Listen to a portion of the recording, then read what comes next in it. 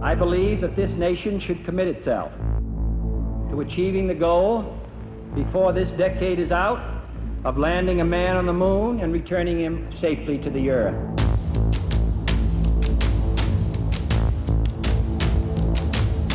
Oh, there was a space race. Titov of Russia returns to Earth. We knew what the Soviets were doing. They launched Sputnik before we put a satellite in orbit.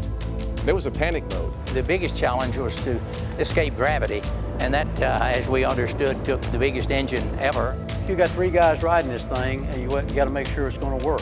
30 seconds and counting. There are people sleeping on the hoods of cars, in the trunks of cars, on the ground, everywhere. It's just people everywhere. T-minus 15 seconds. We knew it was history. We knew it was history in the making. 5, 4, 3, 2, 1. Liftoff. We have a liftoff. 32 minutes past the hour. We choose to go to the moon in this decade and do the other things, not because they are easy, but because they are hard. As World War II ended, First, you duck. and the Cold War Then heated up, you cover. so did the race to space. The potential to send Americans to the moon attracted thousands of young engineers from around the country, including from the University of Tennessee. Well, I was born and raised in Tennessee, and I went to Knoxville, educated there at the University of Tennessee, got my engineering degree, and then came to Huntsville. Signed on as a test engineer under the von Braun arrangement.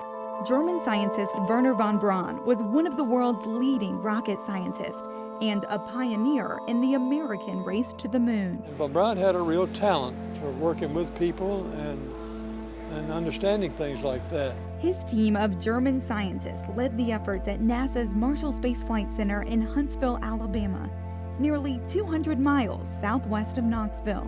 It's here they built the Saturn V rocket, the vehicle that would propel astronauts Neil Armstrong, Buzz Aldrin, and Michael Collins to the moon. The Saturn V is going to be a technological marvel. It had the most power, and it was the most complex in so many ways. The biggest challenge was to escape gravity. And that, as we understood, took the biggest engine ever. While engineers in Huntsville tested every aspect of the rocket on the ground, 49 miles away in Tullahoma, Tennessee, scientists tried to figure out what would happen in the vacuum of space. Well, we're inside the J4 Large Rocket Development Test Facility here at AEDC. We simulate how a rocket propulsion system will perform in a higher atmosphere and also in outer space.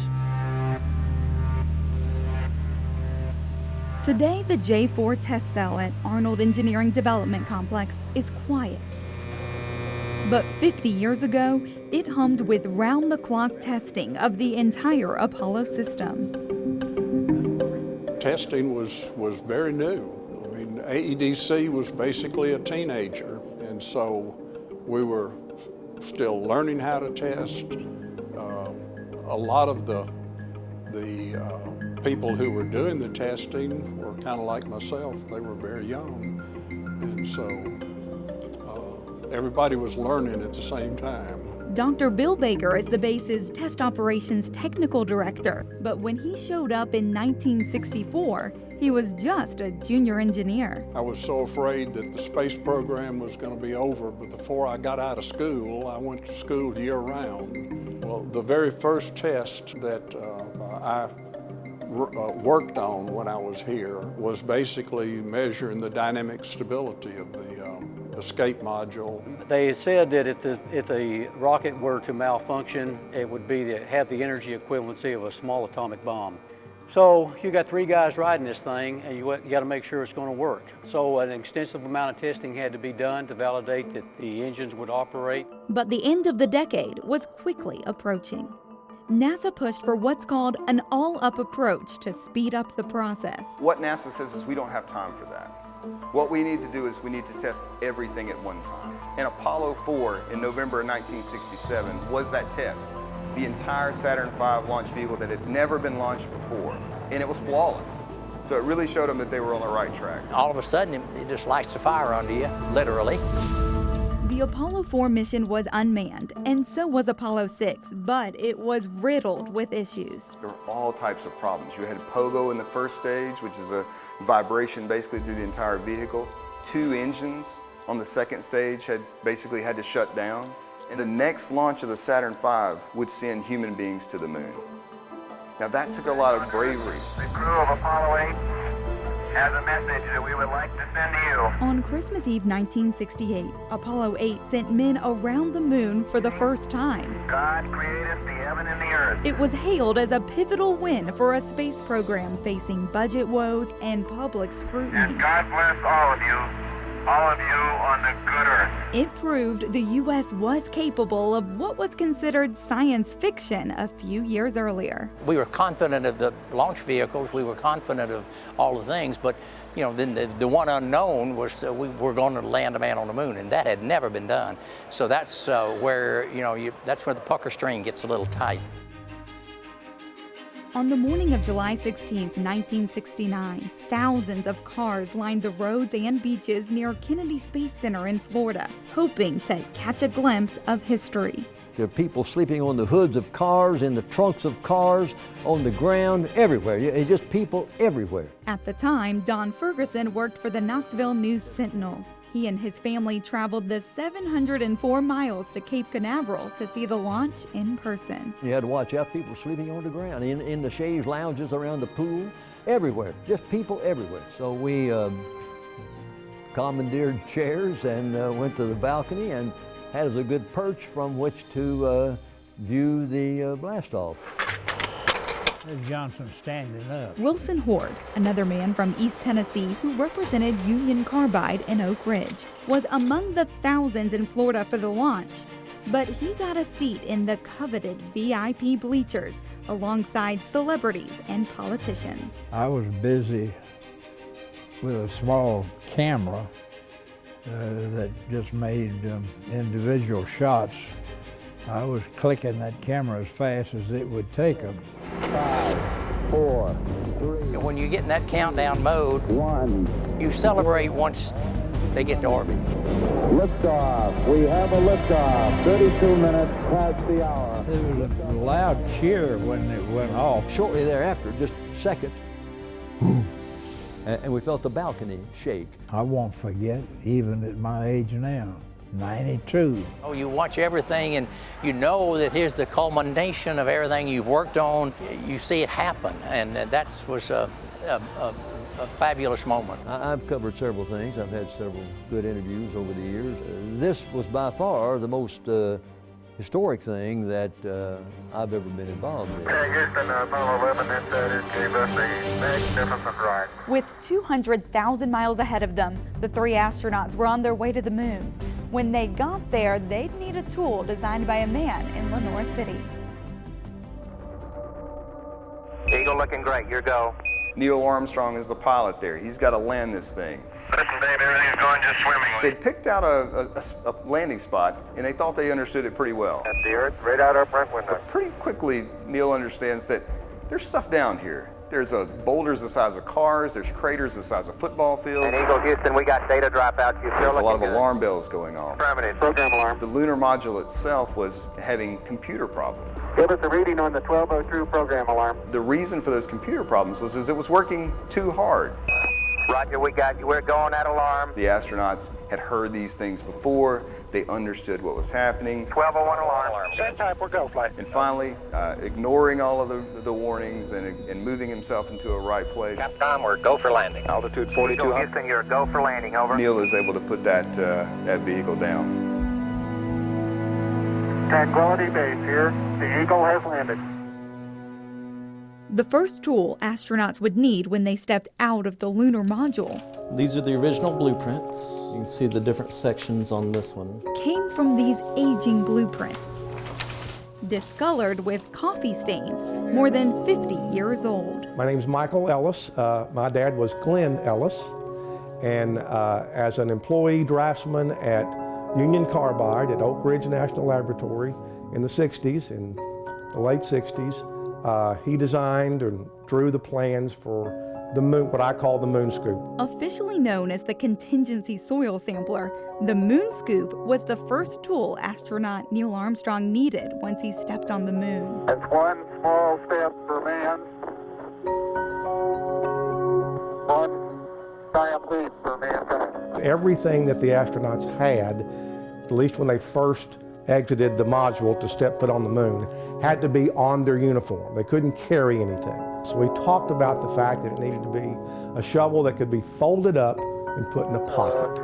Like powdered charcoal. They stuck it out and got some soil samples just in case things went south and they had to leave the moon. They had at least put some soil. And it's just neat now to think back that Daddy was doing that. You know, you don't realize until you're grown. 22 years after his death, the Ellis family looks to his blueprints for a glimpse at his role in history. Photos of the moon landing hang in the foyer of his grandson's house, a thank you from NASA to the Lenoir City draftsmen. But their favorite story of the tool their grandfather designed is one that never should have happened. You might recognize what I have in my hand as the handle for the contingency sample. Nearly 2 years after Armstrong first stepped foot on the moon, astronaut Alan Shepard was doing the same for Apollo 14. But he had a surprise no one saw coming. Yes, but I'm going to try a little sand trap shot here. Shepard used the contingency sampler to rig up the galaxy's longest golf shot. And he had some help from other engineers and technicians so he wouldn't get detected. And when he got to the moon, he was able to attach the head of that 6-iron, drop 2 golf balls on the surface, and hit both of them where he famously says, miles and miles and miles. Miles and miles and miles. The contingency sampler was used on most every mission to the moon. Luckily, it never had to be the sole source of samples, so NASA had another challenge. They needed something that would store and protect additional moon rocks, and they looked to Y12 in Oak Ridge. Well, the people here in Oak Ridge that actually worked on the box knew the importance of what they were doing, and they were proud to be a part of a race to the moon. By the time Apollo 11 approached in the late 60s, Y12 already had a growing relationship with NASA. During the Gemini project, there was Project Big, the blood in Gemini, where Y12 came up with some sample containers to take blood samples into space to find out if being in a space environment would change the DNA of our blood. It made sense for NASA to approach Y12 when looking for someone to design something that could safely store lunar samples. They dubbed it the Moon Box. The Moon Box was made out of a solid piece of aluminum. There were no seams, there were no welds, which would make it more leak tight. There were 4 straps attached to the container to make sure that it didn't open, and it also had to be designed so that an astronaut could open and close it in a spacesuit with gloves, so it had to be pretty easy to open and close. At the American Museum of Science and Energy, there's one on display, only this moon box never made it to the moon. Throughout the entire Apollo program, more than 16 did. There were a large number of people who did work on it. There was one who, when he passed away, his one request was that the moon box be at his funeral, because it was the thing that he was most proud of. As the Apollo program continued past the first moon landing, geologists grew frustrated that the samples in the moon boxes weren't clearly identified. So an engineer at Y12 had an idea. They needed the small bags to isolate those different rocks, and they needed them made out of Teflon, but they also needed them to be certain size and made in a certain way. So Y12 went to the knitting nook here in Oak Ridge, and Lorraine Shook is the lady that actually did the knitting to make the Teflon bag. There's a shopping mall where the knitting nook once stood. And Lorraine Shook has since passed away.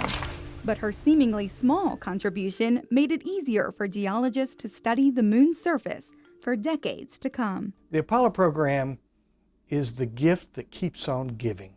These 842 pounds of rocks are still being studied by new technologies, new analytical technologies, and we keep learning new things that we didn't know before.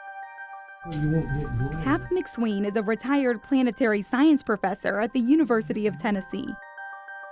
He studied rocks from several of the Apollo missions. The moon is geologically dead, so it gives us a picture of what happened in the early solar system that we can't get by studying from our own planet. The more than 800 pounds of lunar samples would continue to amaze scientists for the next half a century.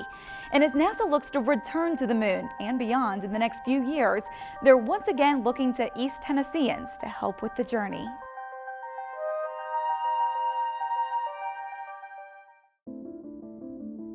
Apollo started it all. The Apollo program returned to Earth 842 pounds of rocks and soil samples. And that really revolutionized how we saw planetary exploration. At the University of Tennessee, scientists are still using samples from the 842 pounds to learn new things about the moon and the Earth. We've cut and ground the rock down. Professor Molly McCanta is the latest UT researcher to study the rocks. Let me just focus in on some of these. Later this year, she and a team of scientists from across the country will open moon samples from Apollo 17. It was sealed, the astronauts brought it back, and it hasn't been opened since then.